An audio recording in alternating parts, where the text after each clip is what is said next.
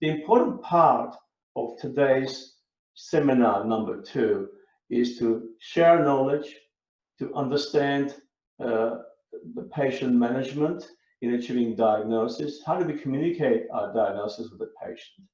And what necessary tools do we need to achieve diagnosis?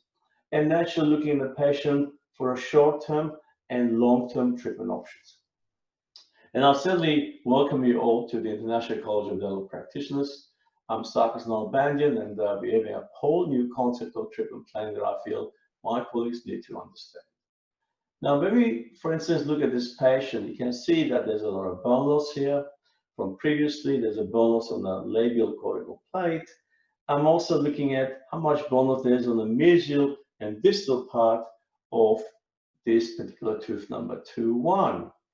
Well, I'd like to look at all the different angles of this patient, as in looking at the profile angle, the frontal angle, but most importantly, we like to think overall planning. So what it really means when we have a patient presents with a loose or loose crown. It's far more complicated, and especially it's more complicated when it's in the anterior aesthetic zone. Well, the aesthetic zone is in the anterior part of the mouth. And I'll go specifically discuss a few factors and then invite the participants to come in and give me their views as well. Our patient is 45 years old, very pretty lady, and naturally she presented with a loose crown. And her main complaint was it's mobile, and concern about painful mobile crown. It's been there for the last 3 months, and she feels that it's affecting her smile, and naturally she wants an aesthetically pleasing restoration. Now, naturally, we first like to examine the tooth and look at the situation of this patient, but we need to look at this patient in a more holistic way.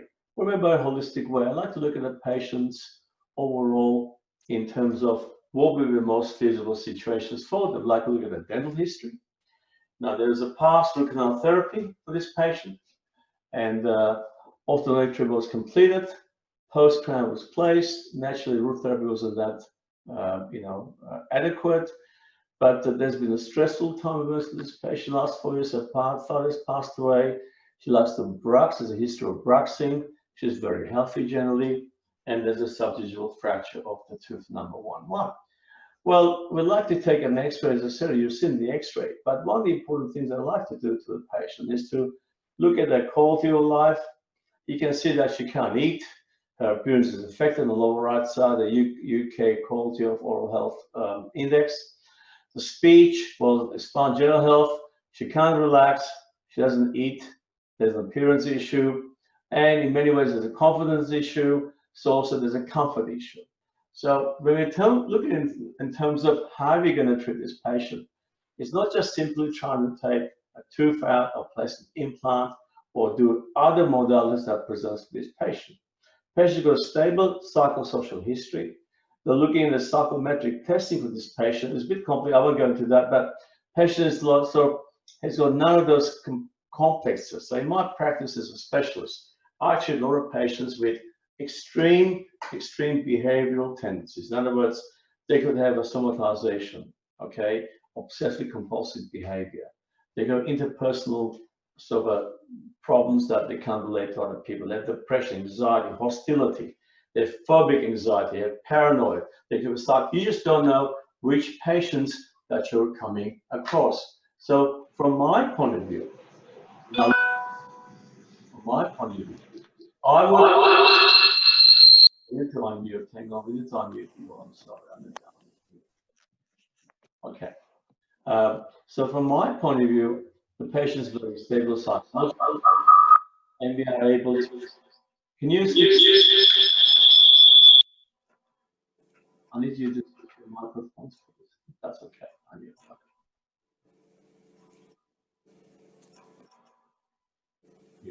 I'm gonna mute.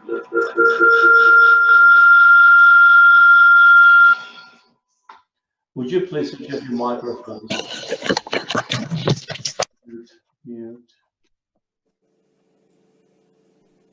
Okay, I think mute. Okay, good. All right. So, as you can see, this particular patient coming back, is bruxing. You can see the areas of bruxing. There's the crown, and crown is well constructed. It's been there for a while now. And you can see the last period of 4 years, she's managed to basically wear her teeth down. You can see the thinning of the enamel, and now the whole crown of the post-core supported root system is loading. So this is a habitual position. We haven't seen the patient for 4 years, and hence the resulting factors, unfortunately, has affected the root complex, causing dislodgement of the crown.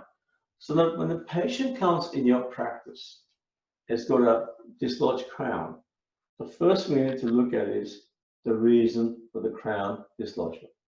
Has it occurred the first time, or second time, or the third time, or many times? Usually, first time, I'll probably suspect that maybe you have a root fracture, or maybe it has been a cementation problem, maybe there was inadequate resistance to retention form, but you can see the crown is actually, the post is uncemented here, and the whole core system is uncemented. So this is an alarming bell for me, because somewhere along the line, I would suspect there would be a root fracture. Now, if you look at this very, very carefully, you can see that we do have a root fracture for this patient, and it's quite obvious. There's a vertical root fracture for this patient, and that means, we cannot save this tooth. But furthermore, the patient had this problem for quite some time because she had to care for her father. That means there's a resulting chronic infection there, and now do anticipate some sort of labial bone loss because the fracture is more on the labial than on any other part of the tooth. So having said that, it allows me to see and explain to the patient the prognosis of the tooth is very poor. Now we have to be very careful in how we speak to the patient, because not everybody likes losing teeth. So you can't just say to the patient immediately, we're going to take this tooth out and we're going to place an implant. So it's very important to approach the patient in a very sort of a empathetic manner, and to help them understand the loss of tooth, is unfortunate. However, there are other fixed options of replacing this particular tooth. And in a very empathetic manner, we can help our patients to understand that there are solutions for this. And naturally, with all the social media and all the other factors that are present, patients tend to understand quite well there are options of treatment. But I'll discuss some other options of treatment for this patient in a second.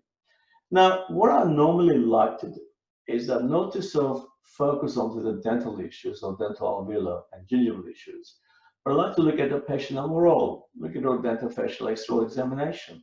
I look at the high aesthetic zone, the smile dynamics. I like to close in, and you can see patients quite symmetrical. If you do a sort of simple analysis of facial symmetry, and she's quite well in divine proportions. And again, the occlusal plane and the pupillar line are also parallel. That makes me feel better, because everything else here seems to fall into place. The only problem we have is tooth number 2-1, as well as the bruxing problems, as well as the tooth wear and tooth chipping problems, because no treatment is unfortunately no option for this patient.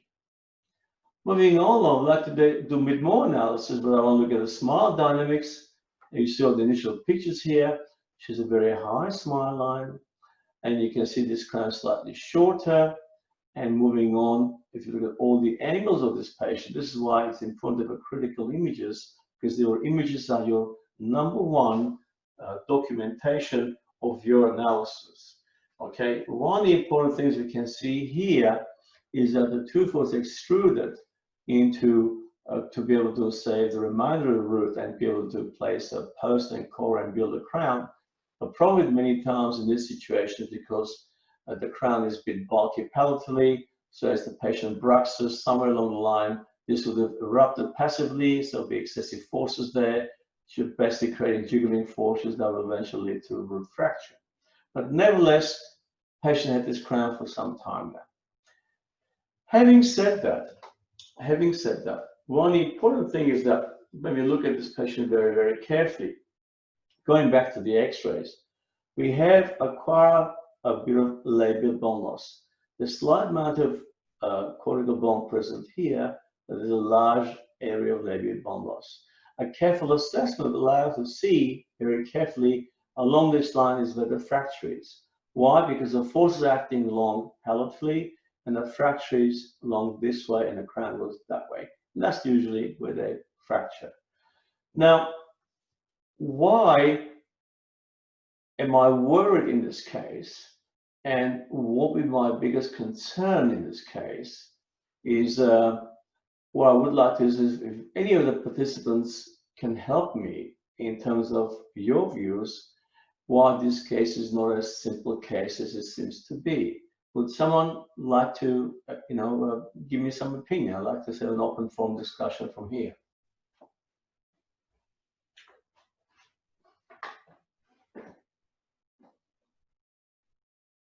Anybody at all? Vivek? Can you hear me? Yes, doctor. Go ahead. What do you think is the problem here? Now, we're going to lose a tooth naturally.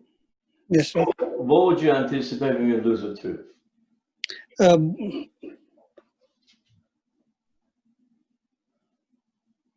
I mean, look at more bone loss. More bone loss, absolutely, more bone loss.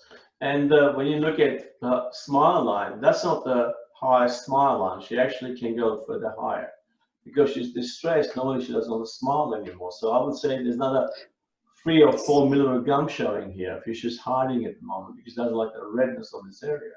So we anticipate a lot of bone loss. Okay. So what would that bone loss entail, in your opinion?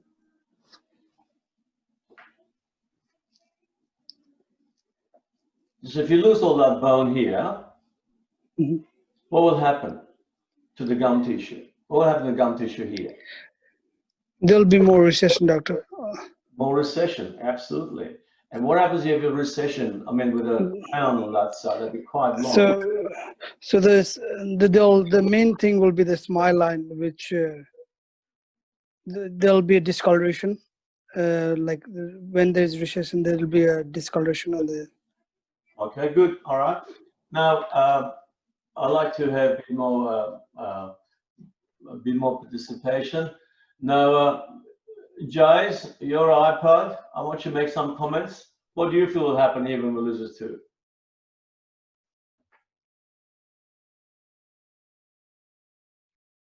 No one's hearing me. Eva, how about you, my dear?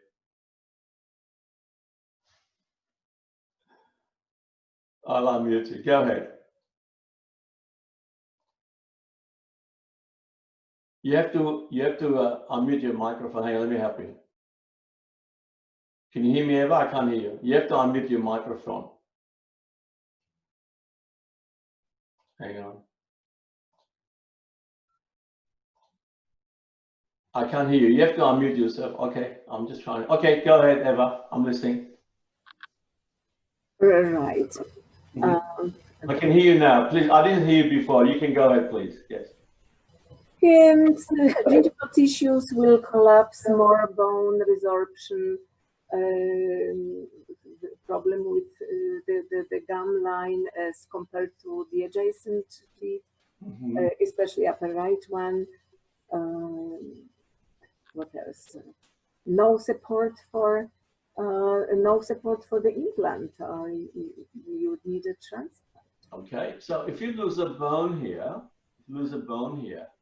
how do you feel when you look at, okay, what about, can you see how sharp the dental papilla is? It's very high scalloped. It's a thin biotype. It's very sharp. It's so snugly there. Can we maintain that architecture when we do implants?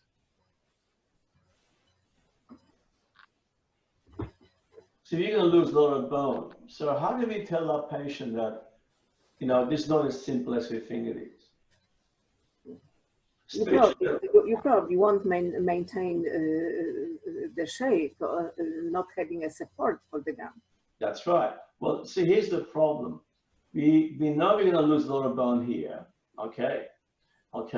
When you look at the X-ray here, for instance, okay, you can see that here, for instance, there's a bone loss there compared to the crestal bone on the middle of the tooth. Okay. Now we know that this sharp gum margin is maintained by the crestal bone in between. even if we lose this tooth, that crestal bone here will maintain that gum margin for us. But we already have at least 2 millimeter bone loss here. If I put a probe, I go about 5 millimeter up there. So when I look at this, I know for a fact that we cannot regenerate this papilla for this patient.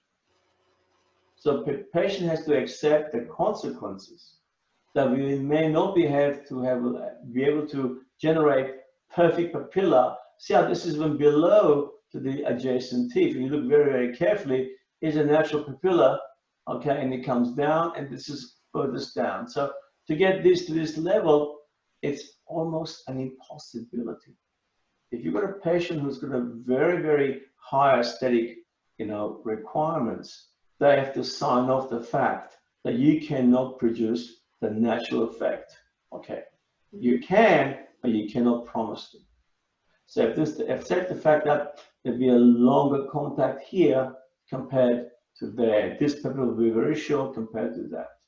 We can never generate this bone proximally at all. We can generate the labial bone, but we cannot generate proximal bone.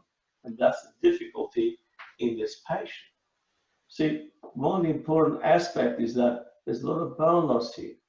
So what the interesting fact was, the patient, before seeing me, she consulted another colleague who thought that immediate implant would be the best option for her, because it's heard that if you place immediate implant, immediately it'll preserve all the tissues. Would anyone like to make a comment on that?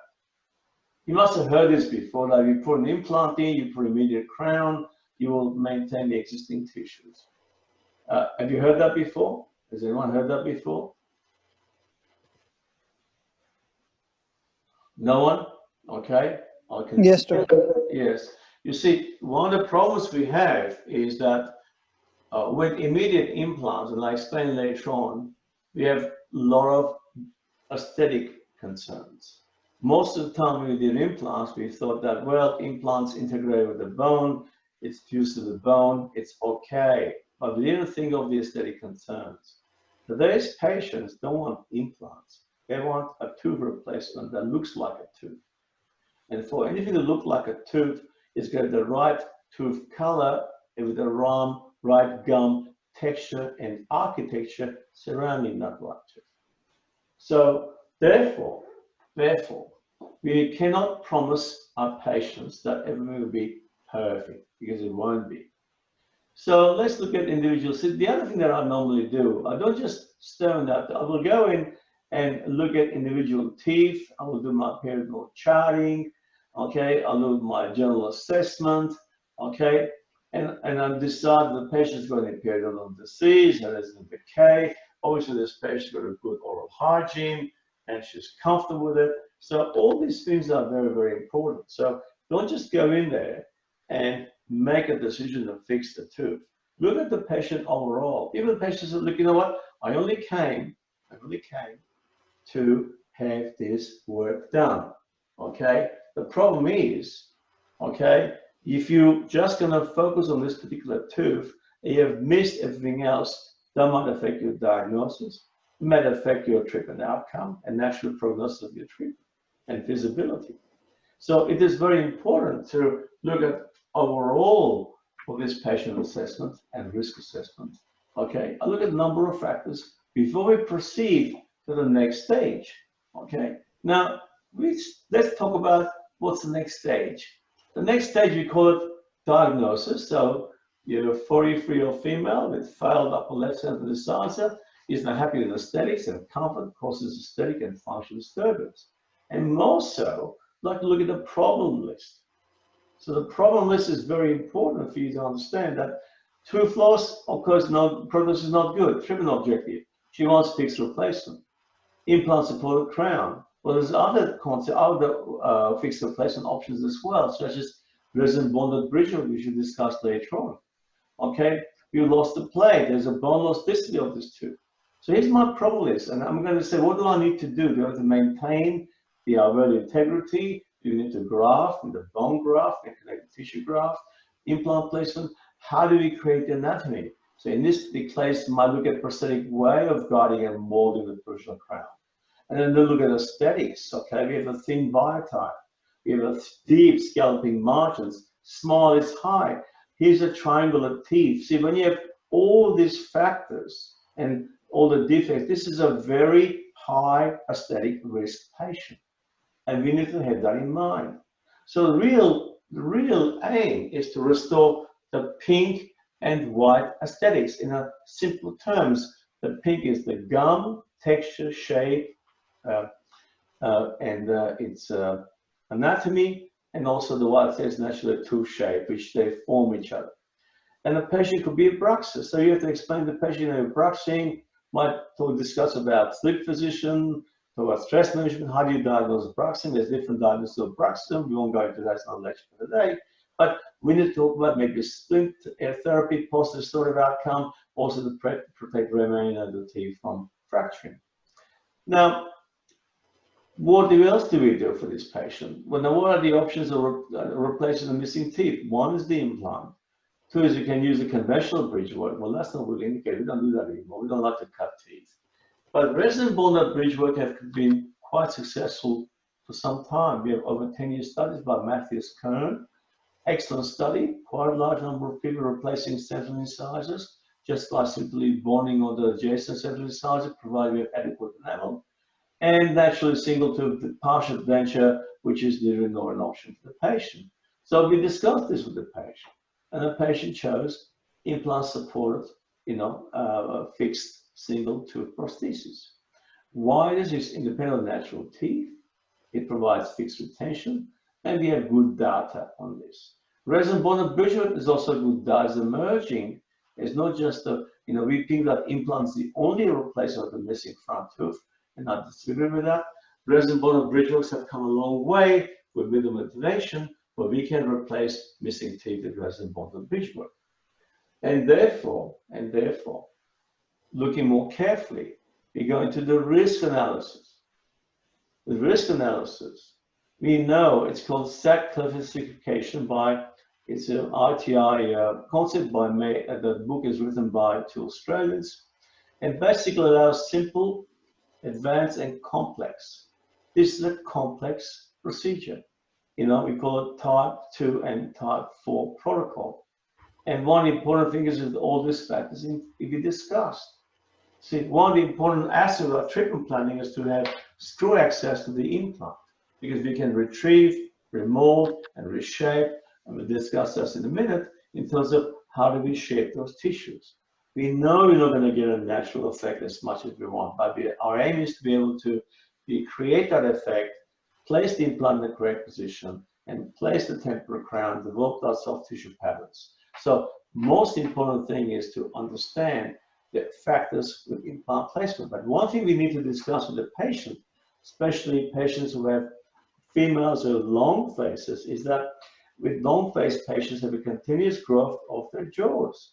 So the jaw may grow down, but when you place an implant, they have a high smile line, the implant does no longer grow with the rest. The bone around the implant does not grow with the rest of the alveolar bone and no surrounding teeth. So that part stops remodeling. So you might have a large step, not only in the incisor plane, but you have a large step on the gum plane, you have a high smile line. And a lot of the cases I'm treating now is removing the implants that were placed years ago because they had a high smile line, they have a dolichoid fascia with long growth, long face growth, and more common in females. And we have to do more grafting, far more complex treatment, because we didn't know this long time ago. But we know, we have a lot of studies that in our study from 1997, but we know about this now. So we need to discuss with the patient all the time in terms of what is the best outline. So in many ways, resident bone bridge work allows normal jaw growth, and it's a simple treatment for this patient. But nevertheless, implant therapy was the treatment of choice. Moving forward, what we have to understand is the first thing we have to do is stabilize and control. In this case, we need to control the infection. We can't leave this in place. Then we recess. We have to grafting. Then we go to the diagnostic phase. Have you got enough tissues? Have you got enough bone? How are we going to plan this case? And the patient is an important part during all this process. Then we go into definite treatment. And finally, we've got maintenance. So one of the most important parts of maintenance, we start maintenance back in the initial stage. Because the patients look, I cannot come to maintain my therapies. I can't come for every 4 to 6 months. I really don't want to do that, just fix my tooth. This is the patient I would normally stay away from.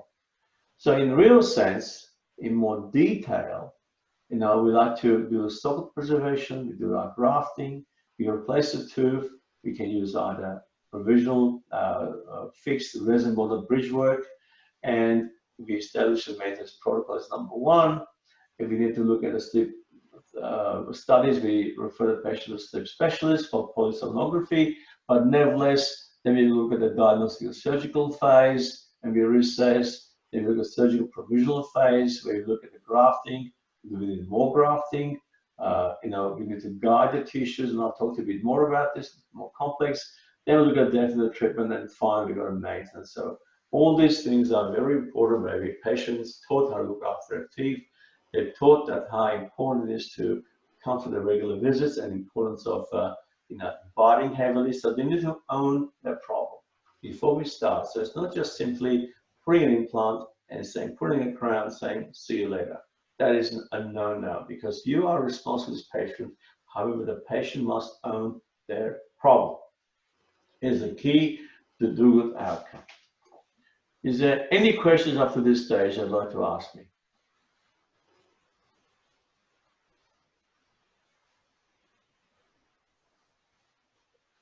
No one? Carry on. Okay. Well, we've got the stabilization phase with this patient. The first thing we do is we remove the root atraumatically. We want to preserve the alveolar housing. Then we place the collagen graft here, called virus collagen, and we let things heal. Okay.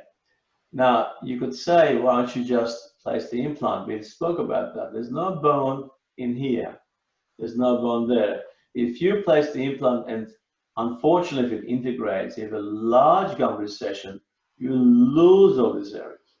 Also, when we remove the tooth, we also invariably damage the interproximal papilla. So we're going to get this papilla that's going to go completely north. Okay, the papilla. You're going to lose this papilla. You blunt the papilla no matter what you do. So they're affected. Okay.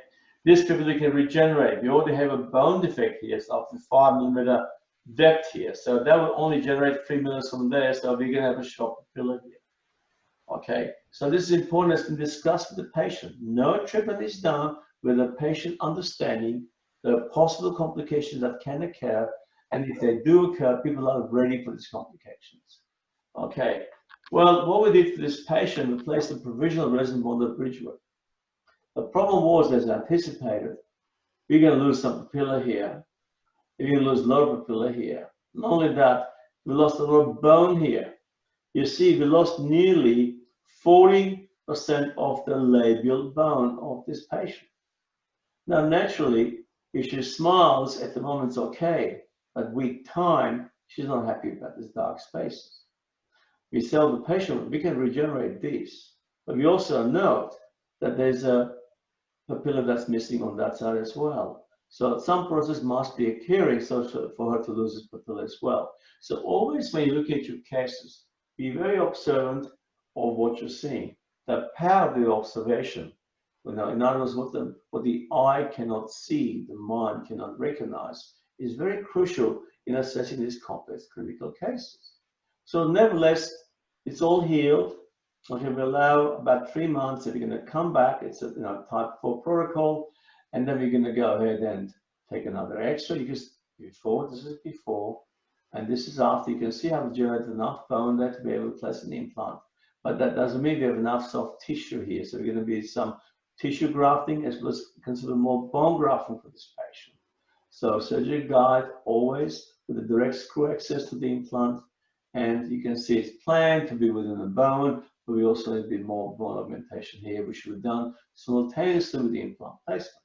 But there's nothing in the world that will make me regenerate the distal papilla of this patient. Looking ahead, as you can see, we placed the implant. We also did a bit more grafting there as well, okay? At the same time, we grafted the bone.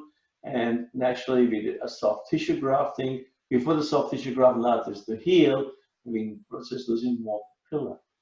See, this is a problem. We are losing more papilla. Now we have a major problem in regenerating these tissues. Okay, so what we really need, not more bone, but we need more volume of soft tissue. It's like a huge, like a balloon we need to create here, so we can shape that balloon and make it come down. You can see the triangular shape of this teeth, and the other problem we have here is that this space here on 2-1 is larger than the actual 1-1 crown. Okay, it was well hidden by the previous crown, but we have a larger space. So not only we have lost papilla, okay, but we have to regenerate, but we have a large space to fill. That makes it doubly hard, the actual aesthetics. Okay, okay, but we thought about this. We knew the possibilities. We knew that this could possibly occur, so we did anticipate the further treatment required, for which the patient was well informed. So more soft tissue grafting, improve the thickness of tissues. Okay, we allowed then a partial denture. We placed the guided tissues. Then our immediate replaces allowed this guided tissue. Okay, the implant that's integrated already. Okay, will only be brought through the tissues once we have enough adequate tissue so I can form the temporary crown for this patient. So what we do next, we expose the implant, the healing abutment. You can see the tissues are now way below the adjacent zenith. The future zenith of the crown is way below from adjacent teeth. This is my insurance policy. There's enough tissue bulk here. This the tissue augmentation and grafting was done by my colleague, Professor Stabilisation. Did a marvelous job here. And the teamwork is an important part of this, by the way. Very important part. This was planned together. So Professor Boyatzis was able to create the important contours for me, and that's part of the prosthodontist's job, to be able to restore this area. So what we did for this patient was initially to go ahead and make a composite temporary crown, which we made. That composite temporary crown was placed and allowed tissues to heal. As you can notice, that's the initial issue. We still have those little gaps, little triangles, dark triangles forming. But my aim is initially not as much as dark triangles, but trying to get the zenith in the right position to create adequate bulk. So number one, we have a nice convexity that allows good light reflectance, so there's no dark spaces. I mean, this is convex, light reflects similarly as adjacent tooth. But this is concave, light disappears, that's why this area appears a lot darker. From here, we move to the next stage. So I will shape the provisional crown, slowly, allow 2 months still healed. Now I'm in the process of molding this provisional crown internally. The implant's about here, by the way. And I will recreate the tissues that we have. You again can see that I've managed to get the interdental papilla to the level of the lateral incisor, but we lost this papilla with a long contact, which was closed by composite here. But this crown is still larger than the adjacent tooth. But how we shape it, how we form it, how we give it like I said, shade, and the shape and the texture is to give the effect of it's almost being the same size as the adjacent tooth. So this is very important. You can see how we've established adequate zenith of the gingiva here, right across, okay? And that's very important. And within 12 months, we have a good soft tissue maturation. This part is not a gum tissue. This is a scar tissue. That's a gum tissue. This is a scar tissue. What I'm simply doing, I'm manipulating the scar tissue here to be able to create a special effect. And this is what we do normally. And naturally, this is a temporary crown on a patient who has a complex smile line, and we're restoring the patient's confidence, which is an important part of your treatment planning. And once we have achieved this, then how do we translate all these important anatomical landmarks that we create over the 12 months of professionalization to the technician? Can someone comment on this? Okay, the gentleman from Prudential Dental, would you please make a comment? How are you? Go ahead. Yes. Sorry, can you repeat the question again? Would you please make a comment in terms of how would you transfer this information of temporary crown that you have, okay, into the laboratory so the technician can give you exact dimensions as you have for your temporary crown? Any ideas? Photographs? I'm sorry? Photographs? I didn't hear you, sorry, again. Photographs? Photographs, okay, that's one. What else? But that's only 2-dimension, right? I like to see 3-dimension.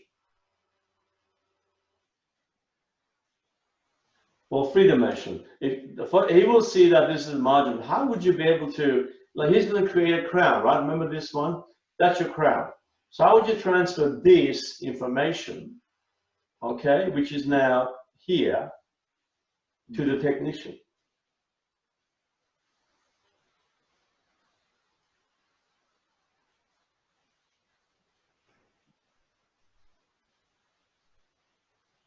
What else would you do? What other methods do you use?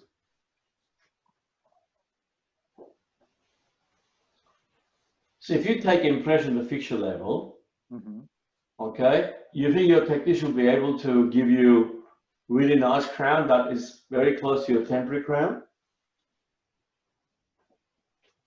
What about if you take digital impression? You think that would be a great idea?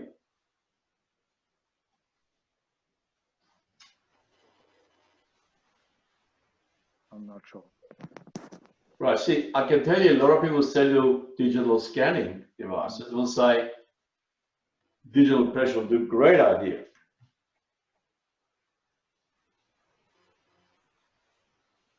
You understand what I'm saying? For instance, if you were able to take direct impression with silicone, that's fine.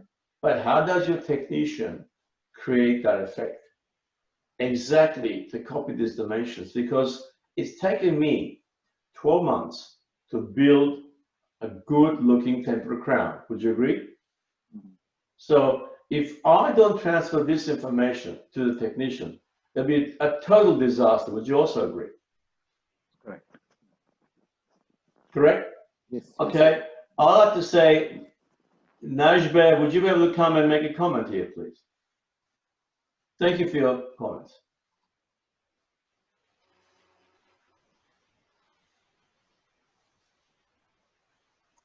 Najbe, are you there? Are you talking to me? It's Magda. Okay, okay, Magda, you go. No, I was talking. Magda, you go, please. Sorry, repeat the question to me, please. The question is, Magda, how do I transfer the information I have with temporary crown, implant support temporary crown, to the laboratory so that the technician will have all the information to be able to reproduce this in zirconia for me? How would I do that? Well, I guess you need to have an impression or scanning and photographs. So photographs with the current temporary, right, and impressions of the fixture. Right. And I don't know, not sure. Okay. Let me ask you another question, and this is for everyone. Once you take this temporary out, what happens to the tissues around the temporary? It collapses. Collapses. So how would you ever take an impression then?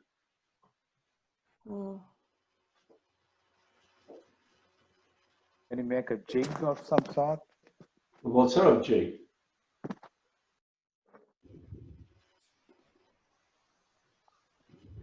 I mean, you have to make something customized to take a 3D coping. I mean, you're thinking in the right direction. So where's your jig?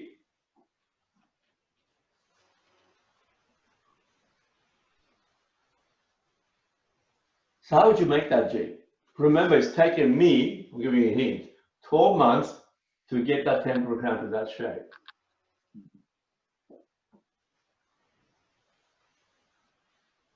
get the impression of the temporary crown itself? How? Taking it out and you take it? I don't know, I'm speculating. You're thinking, Magda, you're thinking. I'm only want to make you think. That's just Because what we teach at the if college. you can't take the impression of the tissues, then you take the impression of what you created over 12 months. Yeah, but how would you transfer the data you have here? Oh, I'm not very data transferable smart, I guess. No. Magda, hear me out. Hear me out. This is what we teach at college. We want to teach you to think like a specialist and work like a specialist. We're not here to, we're here to teach you. And I want you to think. And you both are on the right track. Okay? You're both on the right track. I'm gonna get the answers out of you. Okay? You're almost there. So it's taken me 12 months to get to this stage. Okay? And you say you take impression of the temporary crown. So can you scan the tissue side of the temporary? Would you scan? Okay, that's one way of doing it. How will it help you? If you scan, so they have a scan, right? You scan but see what happens is you scan the temporary, and then what happens? Because it's like a key and the hole kind of thing. So if you scan something as a key, which is a temporary, then it can be made a model of the hole is supposed to fit. Because, well, it fits. Okay. You're saying the hole that fits is the implant. Is that what you're saying? Yes. Right. So you basically do the reverse, what you would do with the impression of the fixture itself. Okay. So what would you use to take the impression of the fixture? Scanning? Not sure. Okay, it's called fixture coping, right? So if you haven't had experience, what happens, you put these little copings on top of the implant, you tighten it, you take an impression, correct? At the same time, tissues collapses, as you said, correct? Yeah. So what would you do in terms of, in this situation, to use it as a coping so that you can transfer all the information without worrying about tissue collapsing or not?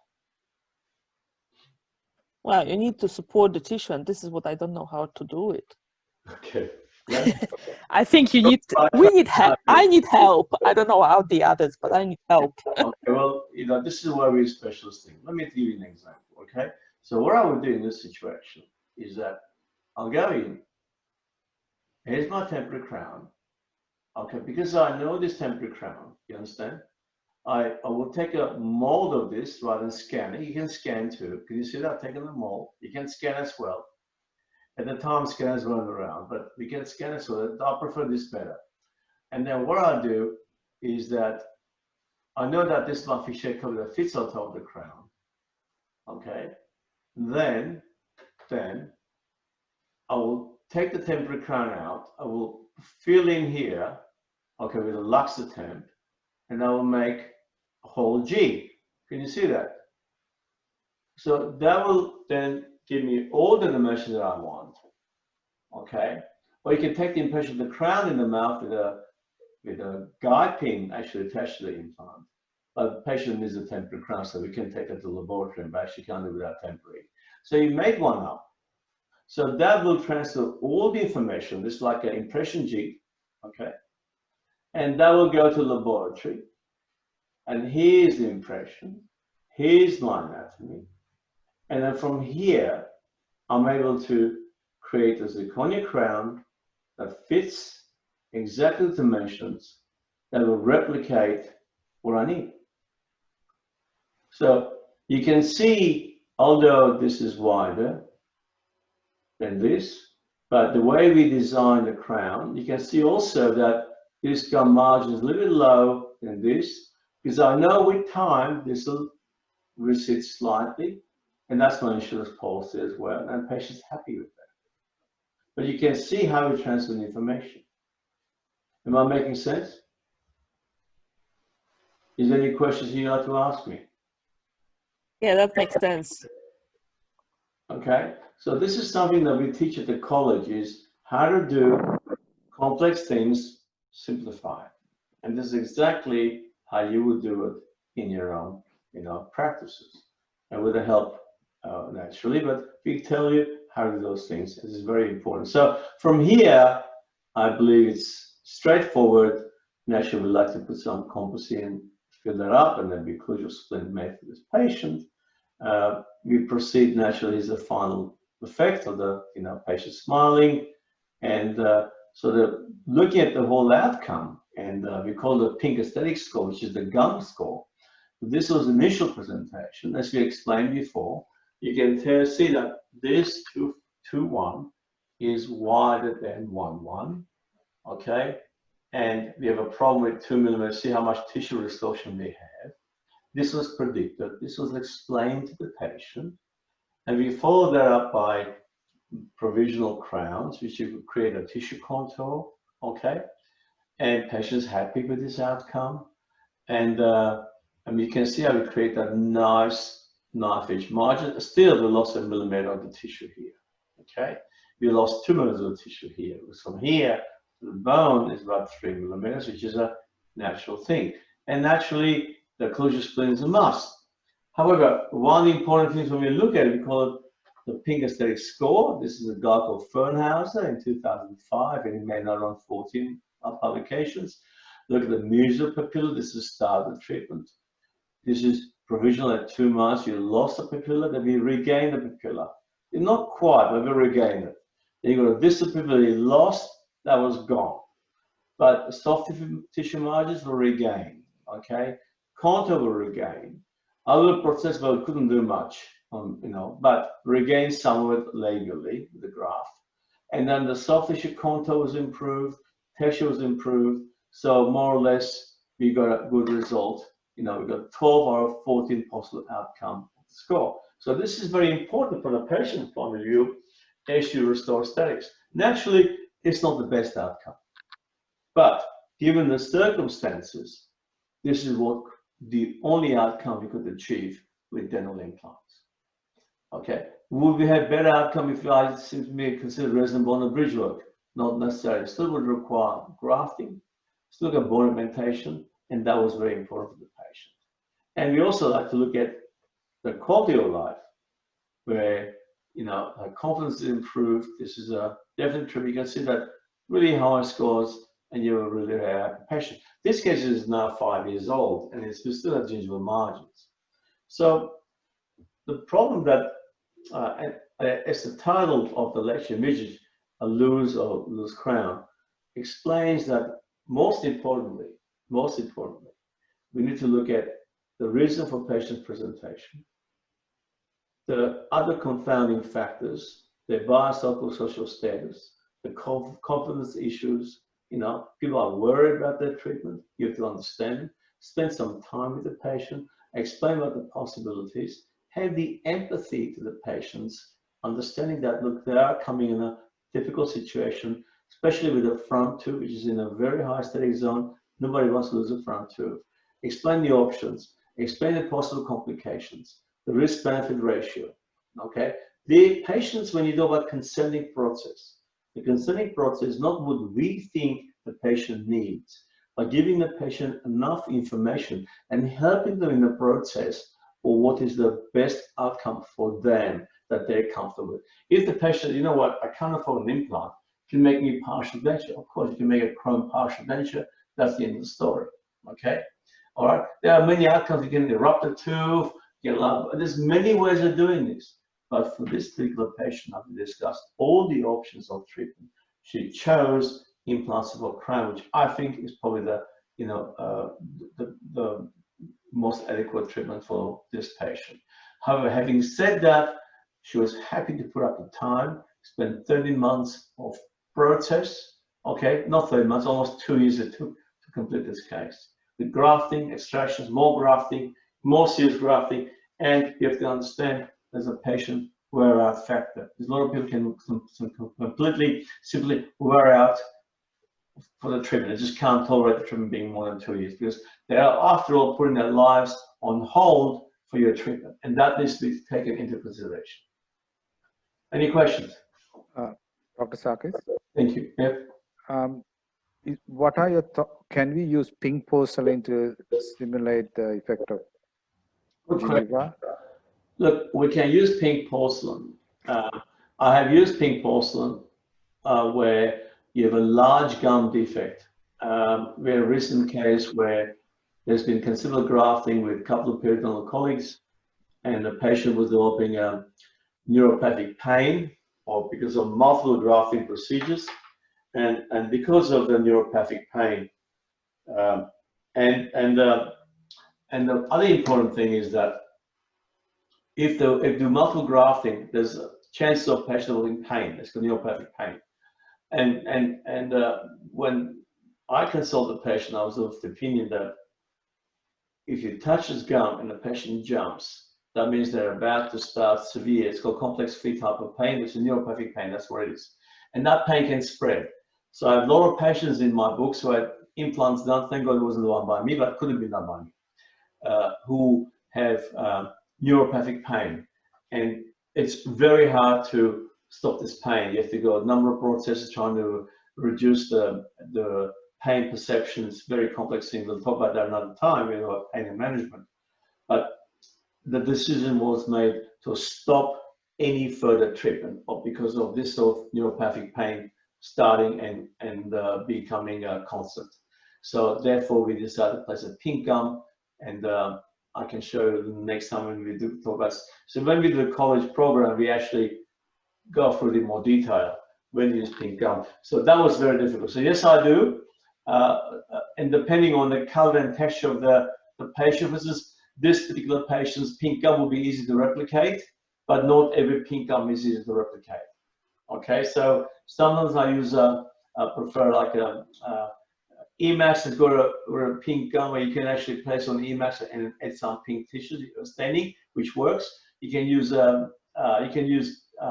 you can do the pink gum resin on zirconia, but you can use in composite. So if sometimes I put a zirconia frame and when we glass coat the zirconia with a hot bond, I can bond a pink gum to the hot bond, and that really works. But then again, every 2 years you have to keep revising your composite, because composite natural, its matrix does deteriorate, picks up stain, so you got to keep doing it. So if you can't get the result and the patient is adamant about having that last bit of the knife edge papilla, you can give that option. But then again, it may not match the actual natural pink gum. And so sometimes long contacts are far more preferable than simply having a pink gum in this particular situation. So, of all the area, we're happy with this one, okay, but we're definitely not happy with this one. But that was discussed before. So is it a complication? No. But if it wasn't discussed before, yes, it would be a complication. Okay, so, recently I had a patient who had multiple facial plastic procedures done. Whenever a patient presents in my surgery with a surgical tape on their nose or their chin, whatever it is, it's always a sign of risk because they haven't waited to have the procedure finished. They already go to the next one. So I would say for my cosmetic reconstructive patient, I would say about 30% are on the body dysmorphic spectrum, so nothing's right for them, and they're very difficult patients to manage. So, I mean, that's why we go into psychometric testing for patients to make sure that they're not in that body dysmorphic spectrum. That's really important to understand. Thank you for your question. Magda, you have any questions? No, thank you. I'm fine. Okay, very good. Eva? I'm fine, thank you very much. Okay. Well, that brings our lecture to conclusion. In 2 weeks' time, we'll have the next lecture. I'll be more on the tooth wear I think next lecture will be on tooth wear. I think you all have the program. I'm not quite sure which one's next lecture on, but I promise it'll be a very interesting one that you can use in every day in your practice. Always remember, when it comes to dental implants, especially in aesthetic zone, it's a complex procedure.